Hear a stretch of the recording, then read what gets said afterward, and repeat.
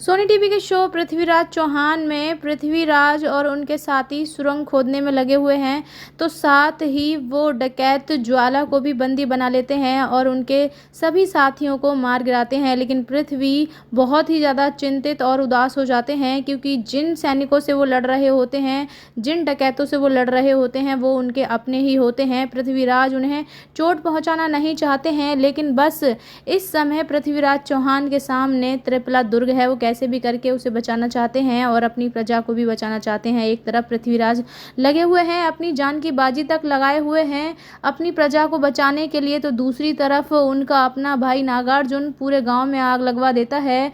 पूरे गांव में हल्ला हो जाती है और सभी के सभी राजा का फैसले का इंतज़ार करते हैं, लेकिन राजा अपने कक्ष के बाहर नहीं आते हैं और इसी वजह से रानी फैसला लेती हैं और उन्हें अधिकार भी होता है। और बस उसके बाद नागार्जुन कक्ष में भी आग लगवा देता है और भागकर जाता है और उन्हें उठाकर बाहर लेकर आ जाते हैं। उन्हें लगता है कि इसमें महाराज हैं, वो अच्छे से जानता है नागार्जुन की उस कक्ष के अंदर पृथ्वीराज चौहान है ही नहीं, इसीलिए वो सबके सामने सच्चाई लाना चाहते हैं। और जब उसमें जो ढके हुए बालक होते हैं वो उनको बाहर लेकर आते हैं, तो उनमें पृथ्वीराज चौहान नहीं बल्कि उनके छोटे भाई होते हैं। उनको देखकर सभी हैरान हो जाते हैं और फिर पृथ्वीराज चौहान की माँ नाटक करती हैं। वो अपने छोटे बेटे से पूछती हैं कि तुम यहाँ क्या कर रहे हो, पृथ्वी कहाँ पर है। देखना काफ़ी इंटरेस्टिंग होगा कि अब पृथ्वी कैसे अपने अजमेर के हड़कंप को, जो आग लगी हुई है, उसको, उस माहौल को सुधारेंगे। साथ ही साथ त्रिपला दुर्ग को कैसे सुरक्षित करते हैं, अपनी प्रजा को कैसे बचाते हैं। इतने सारे काम एक साथ